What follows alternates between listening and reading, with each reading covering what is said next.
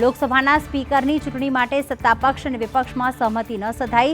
એનડીએના ઉમેદવાર ઓમ બિરલાની સામે વિપક્ષે કે સુરેશને મેદાને ઉતાર્યા।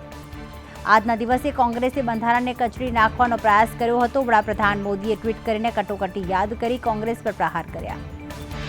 દેશના 22 રાજ્યોમાં દક્ષિણ પશ્ચિમ ચોમાસાની એન્ટ્રી। 11 રાજ્યોમાં સામાન્યથી ઓછો વરસાદ નોંધાતા ચિંતાના વાદળો ઘેરાયા। રાજ્યમાં આજે ગાજવીજ અને પવન સાથે ભારેથી અતિ ભારે વરસાદની આગાહી। બનાસકાંઠામાં અતિ ભારે વરસાદની સંભાવના। અમદાવાદના નિકોલમાં ભરાયા વરસાદી પાણી। નિકોલમાં પાણી ભરાતા સ્થાનિકોને ભારે હાલાકી પડી રહી છે।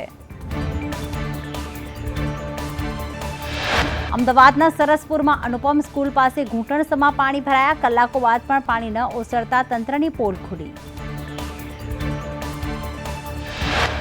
પંચમહાલના પાવાગઢ ડુંગર પર ધોધમાર વરસાદ। પગથિયા પરથી પાણી વહેતા થયા।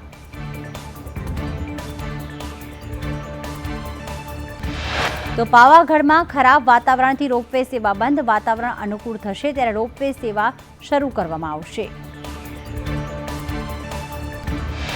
ચોમાસાને લઈને એનડીઆરએફની વધુ 4 ટીમોને તૈનાત કરાઈ। ગીર સોમનાથ, ભાવનગર, દ્વારકા અને નર્મદામાં ટીમ તૈનાત કરાઈ। રાજકોટ ટીઆરપી ગેમ ઝોન અગ્નિકાંડને 1 મહિનો પૂર્ણ। પીડિતોને ન્યાયની માંગ સાથે રાજકોટ બંધનું એલાન।